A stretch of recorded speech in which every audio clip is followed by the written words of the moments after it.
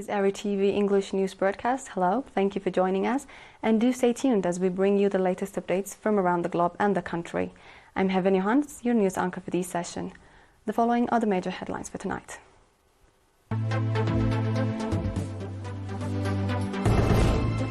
Tour of inspection to development sites. Potable water project inaugurated in Habero subzone. Slovakia tells Ukraine it won't supply more arms. And US approves $2.25 billion in new arms sales to Saudi Arabia.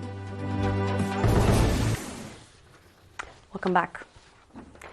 Ms. Asmeret Abraha, governor of the Northern Red Sea region, conducted a tour to assess the progress of water supply initiatives for humans and livestock, as well as ongoing water and soil conservation activities. These efforts are being implemented through public collaboration with the defense forces. The tour covered the subzones of Qarora, Naqfa, and Af'abet. During her visit to the Qarora subzone, Ms. Asmeret observed the newly built dam in Iraq, irrigation farming activities, and the construction of terraces conducted by the public alongside the defense forces. In the Naqfa subzone, Ms. Asmeret inspected the renovation and expansion of the road connecting Naqfa with Agra. This road project is being carried out under the Adi Halo project. In the Af'abet subzone, Ms. Asmeret reviewed the construction of terraces and water diversion schemes managed by the defense forces.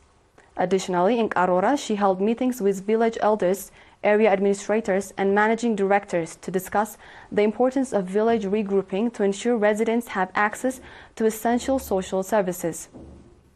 Across all the subzones visited, Ms. Asmeret held meetings with residents and local administrators to emphasize the importance of extensive water and soil conservation activities to combat soil erosion and boost agricultural production. She also briefed them on future development programs and called for increased public participation in their implementation.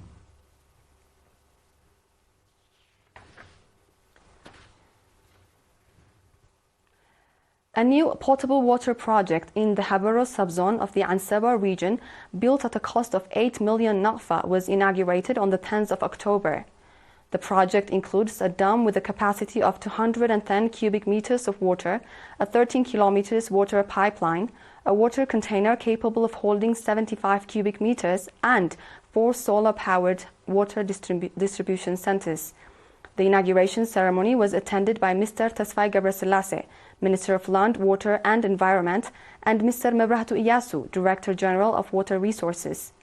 Mr. Fetui Gabarmeskal, administrator of the subzone, noted that the project will provide potable water to over 17,000 residents in the administrative areas of Haberot Alim and Haberot Ada. He also expressed his appreciation to all contributors of the project. Mr. Zaraya Waldetensae, head of water resources in the Ansaba region, urged residents to use the water project responsibly and to carry out regular maintenance to ensure its sustainability. Ambassador Abdullah Musa, governor of the Ansaba region, praised the Ministry of Agriculture for its involvement throughout the project's development. He also encouraged residents to make proper use of the new facilities.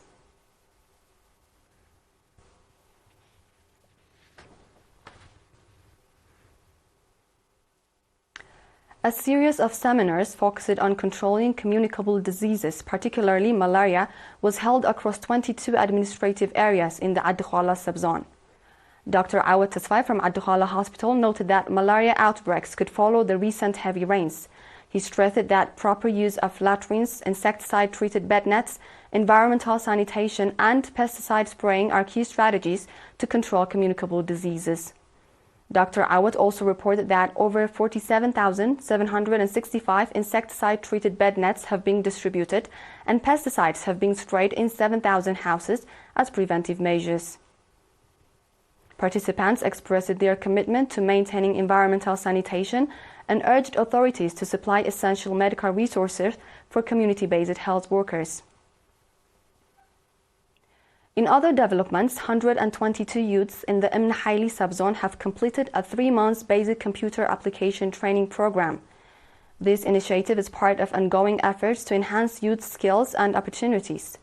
So far this year, vocational training in various fields has been provided to 436 young people in the subzone, reflecting the continuous commitment to youth development.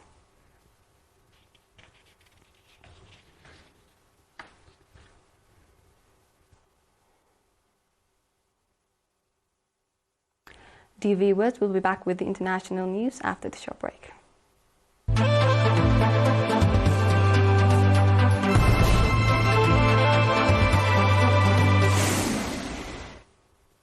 Welcome back. Slovakia will not supply military equipment to Kiev from its own stockpiles, but will continue to assist Ukraine in other ways, Slovak's foreign minister told his German counterpart during a visit to Berlin last week. Slovak's foreign minister stated that his country's position is consistent and clear. It will not supply Ukraine with any more military material because there is nothing left. However, the country has reportedly agreed to expand its repair base for German-supplied military equipment in Mykolaiv, near the border of Ukraine.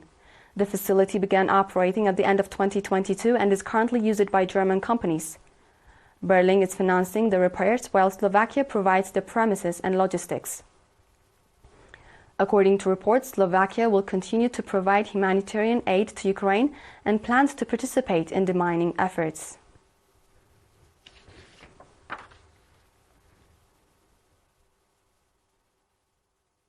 On our last news.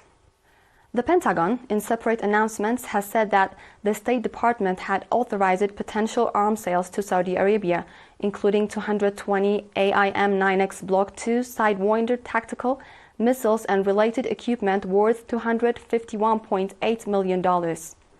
Additionally, the U.S. approved the possible sale of two 503 AGM-114R3 Hellfire II missiles, along with logistical support, totaling an estimated $655 million.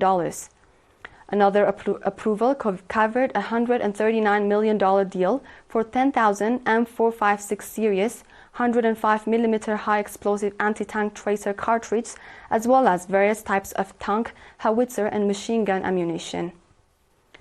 Earlier this week, in a call with Saudi Arabia's defense minister, Prince Khalid bin Salman, Pentagon chief Lloyd Austin reaffirmed Washington's commitment to the kingdom's defense.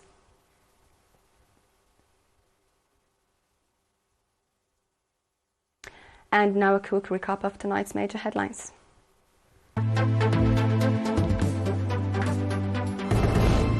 Tour of inspection to development sites.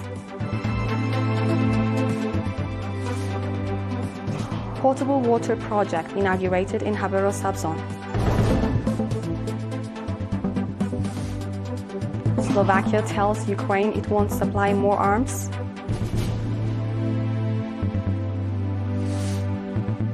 And US approves $2.25 billion in new arms sales to Saudi Arabia. That's all from us for tonight. Thank you for watching.